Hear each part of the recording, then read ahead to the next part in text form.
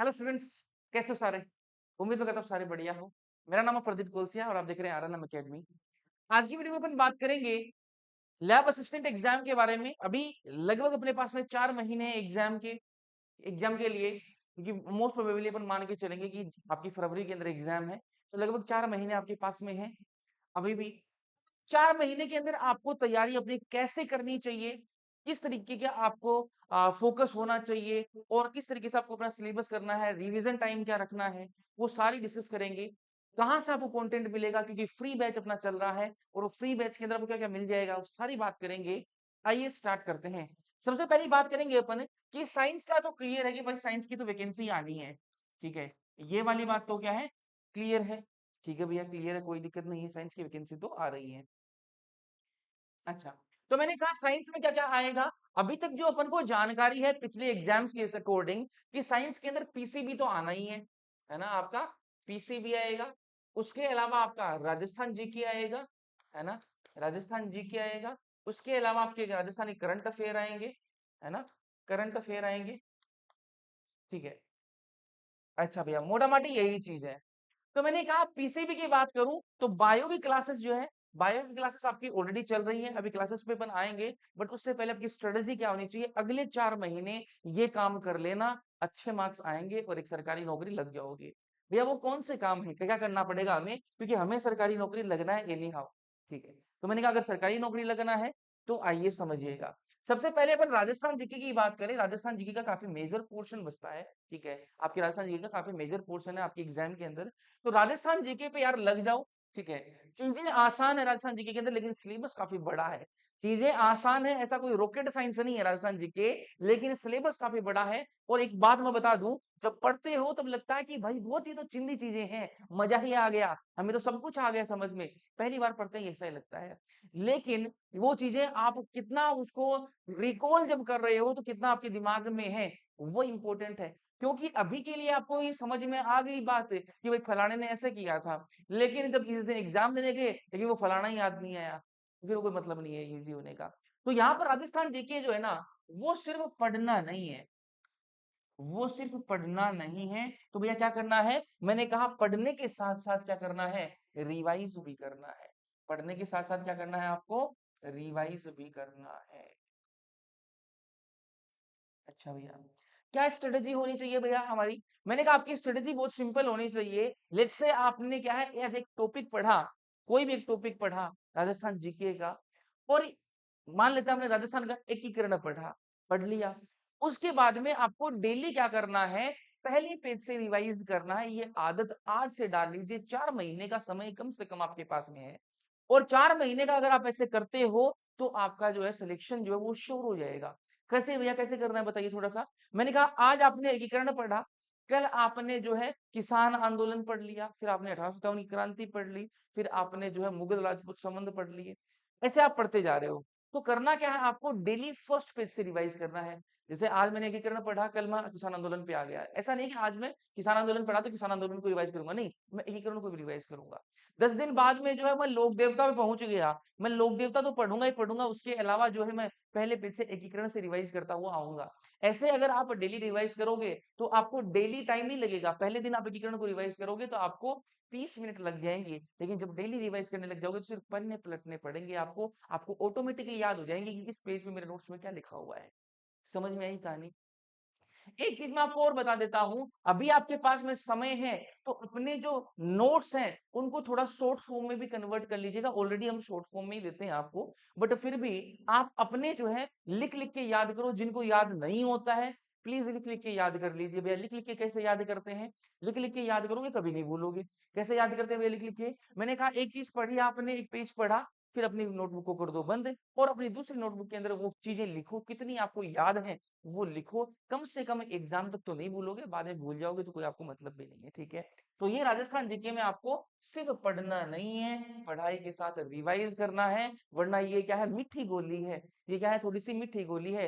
एक बार तो मीठी लगती है, एक बार जब खाओगे जितनी देर मीठी लगेगी, बाद में भूल जाओगे इसको, ठीक है। तो इसलिए याद रखना है ना, इसको पढ़ना है, पढ़ने के साथ में रिवाइज भी करना है।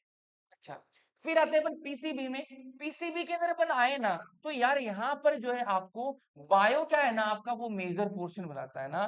पीसीबी में जो आपका साइंस वाला पोर्शन है उसमें बायो का मेजर पोर्शन है। फिजिक्स और केमिस्ट्री के अंदर टॉपिक्स दे रखे हैं, लेकिन कम टॉपिक्स हैं और वो सिलेबस थोड़ा सा फ्रेगमेंटेड है, इस बात को समझना। तो बायोलॉजी के अंदर मेजर पोर्शन है, तो बायोलॉजी को आप टाइम भी दीजिए, बट फिजिक्स केमिस्ट्री को भी आपको टाइम देना है ना। बायो यहाँ पर आपका मेजर पोर्शन है, जिसको आपको अच्छे से पढ़ना है। सेम बायोलॉजी के साथ में भी यही खेल है। बच्चों को ये लगता है हमेशा, और खास करके जिन्होंने नीट की तैयारी करी होती है उनको लगता है कि बायोलॉजी हमें आती है, बट रियल में जब एग्जाम देने जाते हैं तो बायोलॉजी से क्वेश्चन बहुत ज्यादा गलत होते हैं, नेगेटिव मार्किंग बहुत ज्यादा हो जाती है।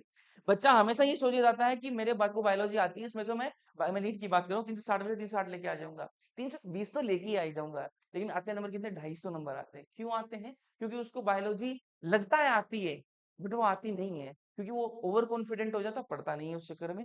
तो यहाँ पर जो बायो का आपका मेजर पोर्शन है, इसको भी सेम वही आप करिएगा, सेम फॉर्मूला इसमें लगाइएगा, है ना। आपको बेनिफिट होता हुआ दिखाई देगा।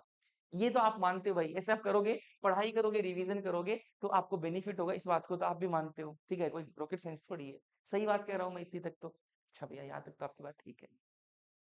फिर मैंने कहा करंट अफेयर, भैया करंट अफेयर कितना पढ़ना है ये बता दीजिए थोड़ा सा। मैंने कहा आपकी एग्जाम से 7-8 महीने पहले का पढ़ना होता है अपन को, है ना। 7 से 8 महीने पहले का पढ़ना होता है। अभी हमने जो करंट अफेयर स्टार्ट किया है, वो हमने अप्रैल से स्टार्ट किया है ना, अप्रैल से स्टार्ट किया है। और बाद में देखेंगे अगर अपन पास समय होगा तो अपन जो जनवरी से स्टार्ट कर लेंगे, मतलब जनवरी 25 से स्टार्ट कर लेंगे, है ना, वो भी पढ़ लेंगे। तो अभी अपने ने अप्रैल से स्टार्ट किया है। ये जो सारी जो चीजें है ना, वो आपको फ्री में बैच मिल जाएगा। कहाँ भैया फ्री बैच चल रहा है? अगर आप हिंदी माध्यम से हो और अगर आप बायलिंगुअल पढ़ सकते हो, इंग्लिश मीडियम से हो लेकिन हिंदी समझ सकते हो, तो आ जाइए जी, ठीक है। बायो की जो है आपको, बायो पीसीबी मतलब पूरी मान लीजिए, फिजिक्स और केमिस्ट्री क्लासेस भी चालू हो जाएंगी आपकी। उसके अलावा कहूँ, राजस्थान जीके और आपका करंट अफेयर, ठीक है। सबकी क्लासेस जो है आपको फ्री ऑफ कॉस्ट मिल जाएंगी, फ्री बैच चल रहा है यूट्यूब पे। कंटेंट की क्वालिटी आप देखिएगा, लेकिन क्लास मजा आपको ना आ जाए तो हमें भी कहिएगा। तो मैंने कहा जीके और अभी करंट अफेयर जो है, ये कौन से चैनल पे होती है? राजस्थान आपका आरएनएम academy government exams, आरएनएम academy, academy government exams, channel के नाम ध्यान से सुनना है ना, गवर्नमेंट एग्जाम्स। और जो बायो की क्लासेस है वो कहाँ होती है? मैंने कहा वो आरएनएम एकेडमी पे होती है ना। वो कहाँ होती है? आरएनएम एकेडमी। दोनों चैनल अलग अलग हैं, दोनों चैनल्स अलग अलग है, कंफ्यूजन कंफ्यूजन मत रखना। किस टाइम पर होती है? तो मैंने कहा टाइमिंग जो है वो लगभग फिक्स ही रहती है, बट कभी एक 10-15 मिनट ऊपर नीचे भी हो सकती है, कभी नहीं होती किसी दिन। तो आपको इन्फॉर्म कर दिया जाता है। तो उसके लिए आपको टेलीग्राम चैनल का लिंक दे रखा है डिस्क्रिप्शन में, वहां पर ज्वाइन कर लेना, क्योंकि वहीं इनके नोट्स भी आपको मिल जाएंगे, जो पीडीएफ नोट्स है वो मिल जाएंगे। फिजिक्स केमिस्ट्री क्लासेस भी अभी जल्दी स्टार्ट हो जाएंगी, बाकी अभी ये क्लासेस जो आपकी वो रेगुलर बेसिस पे चल रही है, ठीक है। तो ये आपका, ये बिल्कुल पूरा सिलेबस करवाया जाएगा फ्री ऑफ कॉस्ट, ठीक है, बिल्कुल टेंशन नहीं लेनी है। कंटेंट की क्वालिटी एक बार आप देख लेके देखो, क्लास मजा ना आ जाए तो बताना।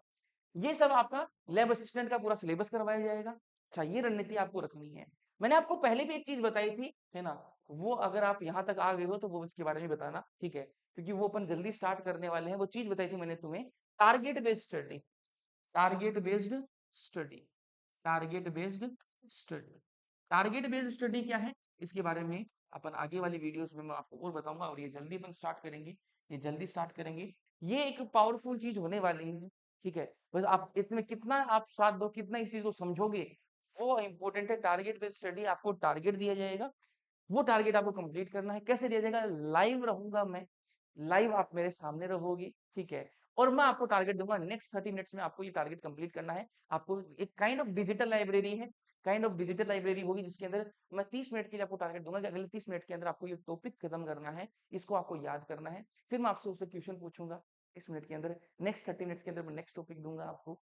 ये काइंड ऑफ डिजिटल लाइब्रेरी, या फिर ये अलग चीज है भाई, टारगेट बेस्ड स्टडी जल्दी आपके सामने आएगी। कितने लोग इसमें इंटरेस्टेड है? कमेंट सेक्शन में कमेंट करके बताना।